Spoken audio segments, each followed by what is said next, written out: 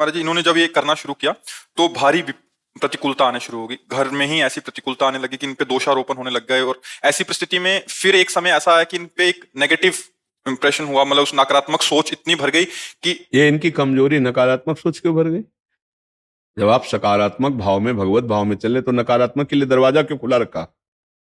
देखो, कमजोरी रखोगे तो ठीक नहीं है। आप समझो, एक गेम है, गेम, खुली बात समझो, एक गेम है ये संसार। आप खेलने की इच्छा की तो आपके सामने ये गेम पेश कर दिया गया। आप अभी खेल की इच्छा खत्म कर दो, आप जीवन मुक्त हो जाओगे। इच्छा का त्याग ही जीवन मुक्तता है। कोई इच्छा ना सद ना सद। अब इच्छा तो है, इच्छा का त्याग नहीं कह सकते कि हमने इच्छा का त्याग कर दिया। नहीं तो ना सकारात्मक ना नकारात्मक कोई सोच उस पर प्रभाव नहीं डाल सकती जो इच्छा का त्यागी है। इच्छा में ही तो प्रतिकूलता और अनुकूलता है। अनुकूलता पसंद तो प्रतिकूलता बुरी लगती है। जब इच्छा ही नहीं अनुकूलता की तो प्रतिकूलता क्या बिगाड़ सकती है? इच्छा ही गेम, ये गेम जो संसार गेम है ये इच्छा से है। इच्छा से, चाह से, कामना से। जा ही ना चाही कबहू कुछ तुम सन सहज सने। चाह खत्म होते ही प्रेम प्रकट हो जाता है। चाह खत्म होते ही ब्रह्मभूत हो जाता है। ब्रह्मभूता प्रसन्नात्मा न सोचति न कांक्षति। निगेटिव चाह को आप क्यों आश्रय दिए, क्यों प्रवेश होने दिए? उसकी सोच है वो निगेटिव कर रहा है, मेरी सोच है पॉजिटिव। मैं सोच रहा हूं भगवान मेरे हृदय में जो जलन पैदा करे ना, उसकी नकारात्मक चेष्टा से, प्रियजनों के द्वारा किया हुआ अपमान, नकारात्मक चेष्टा, अवहेलना, ये ज्यादा दुख पहुंचाती है। तो प्रियजन तो मेरे प्रभु हैं और वो कभी प्रतिकूल हो नहीं सकते। और इन प्रियजनों से अब हमारा कोई राग नहीं रहा। इनको भगवत स्वरूप मान करके मैं, अगर ये प्रतिकूल व्यवहार भी करते हैं तो मेरे ऊपर अब कोई प्रभाव नहीं पड़ने वाला। इस सिद्धांत को अपना कर देखो, भला नकारात्मक सोच आपका क्या बिगाड़ती है? बोलिए। जैसे अभी आपने दिशा निर्देश दिया कि उसके लिए कोई इच्छा अंदर से जागृत हो या कुछ ऐसा मान भाव रहे या सम्मान की प्रति, तो गुरुजी ऐसा मान भाव या सम्मान के प्रति इच्छा रखना, स्व इच्छा जागृत नहीं हुआ। प्रतिकूलता ऐसी आई कि जो एक 10 वर्ष के पुराने साथी थे, बिजनेस में पार्टनर थे, हॉस्पिटल था जिनके साथ थे, वो मतलब तुरंत से ही बिल्कुल बदल गए। मतलब चीजें ऐसे हफ्तों में गुजरी बीती कि मुझे समझ नहीं आया। जो आप सत्संग अब फिर आगे बोल लेना, हम आपको बताएं, अगर आप ध्यान से सत्संग सुना हो तो हमने कई बार कहा है कि जो ही आप परमार्थ पर कदम रखेंगे तो माया अपना दो प्रभाव दिखाएगी। या तो इतना प्रलोभन फेंक देगी कि आप अलझ जाओ, या इतनी प्रतिकूलता फेंक देगी कि आप डर के हट जाओ। पहला आ गया ना, प्रतिकूलता आ गई ना, तो वो साथी हटा और त्रिभुवनपति मेरा साथी बनने जा रहा है, तो आप उसकी तरफ देख करके क्यों कमजोर बन गए? आपको ये नहीं पता चल रहा कि मैं त्रिभुवनपति का दोस्त बनने जा रहा हूं। ये दोस्त क्या है? अगर मुझे कुछ दिन भीख भी मांगनी पड़े और त्रिभुवनपति मेरा दोस्त हो जाए तो मैं घाटे में नहीं रहूंगा, क्योंकि जिस दिन मेरा दोस्त हाथ मिलाएगा उसी दिन जैसे सुदामा की सुदामापुरी द्वारिकापुरी की तरह बन गई, ऐसे मेरा सब कुछ ठीक हो जाएगा। हम लोग वर्तमान में माया के द्वारा की हुई दोस्ती को ज्यादा जोरदार मानते हैं और प्रभु की दोस्ती पर ध्यान ही नहीं देते, इसीलिए हम दुखी हो जाते हैं। उन्हें सच्ची मानो, आज हम सत्संग में क्या बोले थे? अगर जो आज का सत्संग सुने हो, जिस समय जो आवश्यकता हुई मेरे स्वामी ने कदम कदम पर वही बात की। तो क्या मेरा ही केवल स्वामी है? क्या आपका स्वामी नहीं हो? क्या आपके साथ वो ऐसी मित्रता नहीं कर सकता? पर भरोसा मुझे संसारी पुरुषों का नहीं था। खास बात यह थी कि मुझे अपने स्वामी का भरोसा, तो मैंने निश्चय कर लिया था मुझे मरना है। इसके आगे तो कोई कष्ट होता नहीं ना, मरना है।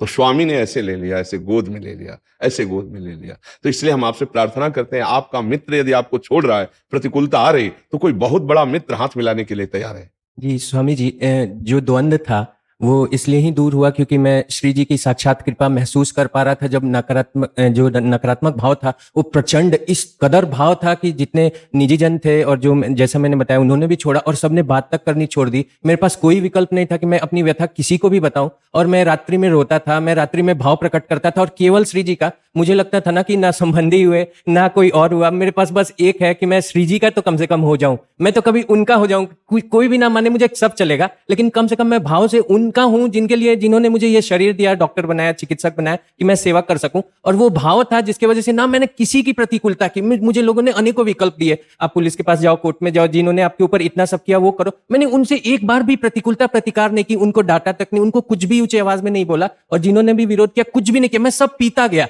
सब पीता गया। लेकिन जो ये नकारात्मकता भाव आई, इसके बाद मैं देखता था कि रोज रात में बिलक बिलक कर रोता था, कोशिश करता था कि ये भाव मेरे ऊपर हावी ना हो। और मैं नाम जप और बढ़ाता था, सांस सांस में नाम जप की कोशिश करता था। सब में भगवत भाव की भी चेष्टा करता था, लेकिन गुरु हा शब्द क्यों कर रहे हो, हाय में क्यों नहीं? अभी अभी भी करता हूँ, सब मैं देखता हूँ, ये न सिर्फ रोगी में बल्कि जो निर्जन है उनके अंदर भी, और अपने कर्तव्य की पूरा चेष्टा करता हूँ। गुरुजी, मेरा प्रश्न मूल ये था कि जैसे हम चेष्टा कर रहे थे, नकारात्मकता हैवी हो रही थी, क्या नकारात्मक, क्या हैवी हो रही है, मुझे बताओ ना। जो अपेक्षा थी और जो नहीं, ये गलत, अपेक्षा मत रखो। जोई प्यारो करे सोई मोहि भावे। इस मार्ग में, जब भगवत मार्ग में ऊंचाई पर चढ़ाना होता है, तो आप सच्ची मानना जो तुम्हारे साथ हो रहा है ना, उससे लाख गुना बढ़कर सबके साथ होता है। क्योंकि चढ़ता ही ऊंचाई पर। अहंकारी जीव बिना आस लिए जगत की वो जीता नहीं है।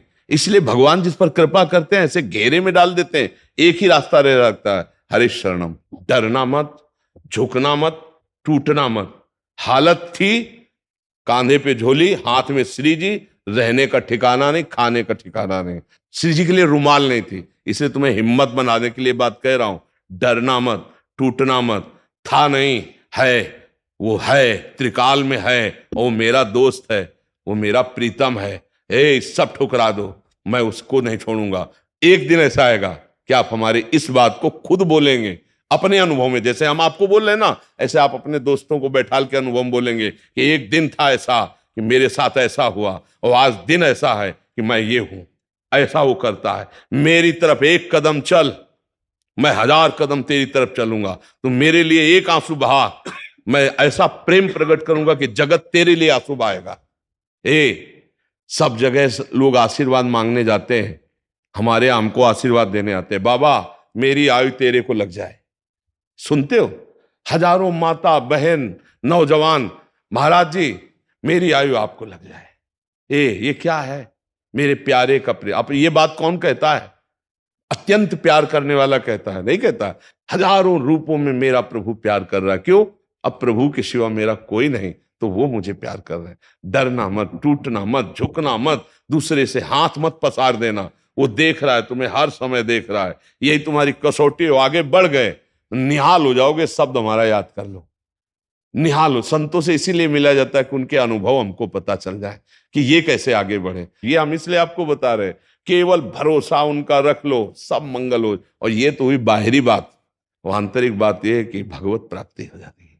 यहां तो रोज का रोज श्वासें कम हो रही ना, चाहे दुख में हो चाहे सुख में हो, इसे झेल लो, सह लो। वो चीज मिलेगी जो त्रिभुवन में किसी और साधना से नहीं मिलती। जिस साधन में आप लग गए हो ना, बहुत बड़ा साधन है ये। सब में भगवत भाव, बस सहना सीख जाओ। सहने में थोड़ी कमजोरी पड़ रही, इसलिए प्रश्नवाचक चिन्ह खड़ा हो गया। अगर सह गए प्यारे, तो ये बहुत बड़ी चीज मिल जाएगी। आप खुद हमारी बात को याद करोगे कि ऐसा वो कह रहे थे कि बहुत बड़ी चीज। कुछ